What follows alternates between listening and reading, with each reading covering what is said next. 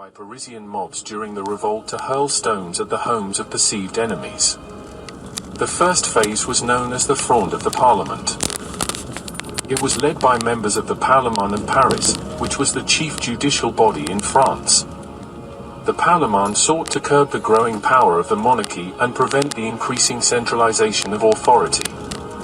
This Fronde resulted in a short-lived peace treaty, but tensions remained.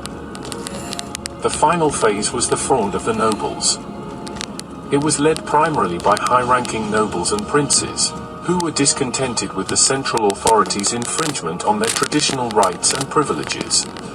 They felt marginalized from the centralized power structure being developed by Mazarin. This Fronde had more of a military character than the first, with several battles and skirmishes taking place. It ended by 1653 with the victory of the royal forces and the solidification of the monarchy's authority. The Fronde was significant for young Louis. It shaped his perspective on governance and influenced his determination to centralize power, and the avoidance of sharing authority with other nobles. Once he took personal control, he embarked on a policy of strengthening the monarchy at the expense of the nobility and the regional parliaments. To disempower the nobility and those of the royal council, he had them all move into the stunning palace of Versailles, his father's chateau, which he greatly expanded. There, Louis was able to keep an eye on the nobles and princes of the blood, keeping them out of public or political life. Believing in the divine right of kings, he adopted the sun as his emblem, viewing himself as the central, indispensable element in the political system. He concentrated executive, legislative, and judicial powers in his person, proclaiming, "L'état c'est moi," meaning I am the state. With so many nobles living at Versailles along with Louis, he had very little privacy, and most days were filled with court activities and rituals.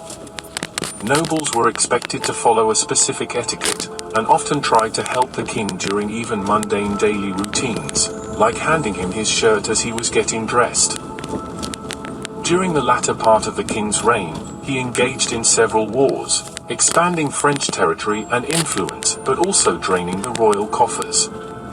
In the Dutch War, also known as the Franco-Dutch War, Louis sought to punish the Dutch Republic, particularly for its economic rivalry and its role in a previous anti-French coalition. France made rapid advances into Dutch territory, but a larger European coalition formed against Louis, slowing his ambitions. The conflict ended in 1678, and France was awarded several territories, further extending its borders.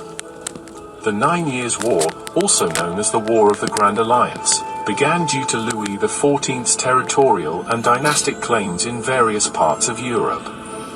A large European coalition, called the Grand Alliance, formed against France, but it served as just a prelude for the most significant and last major war of Louis's reign, the War of the Spanish Succession.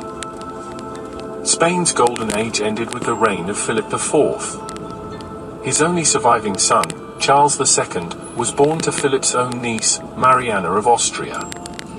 It was common for the Spanish Habsburgs to marry Austrian Habsburgs in order to keep their line intact.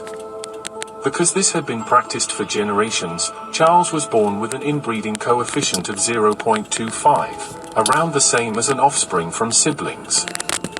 He was born with physical disabilities, and was most likely sterile, unable to produce an heir. His chin, what became known as the Habsburg jaw, was so prominent, that a British letter describes him like so.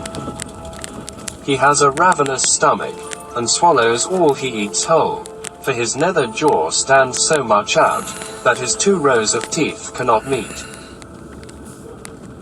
Once he died in 1700, the line of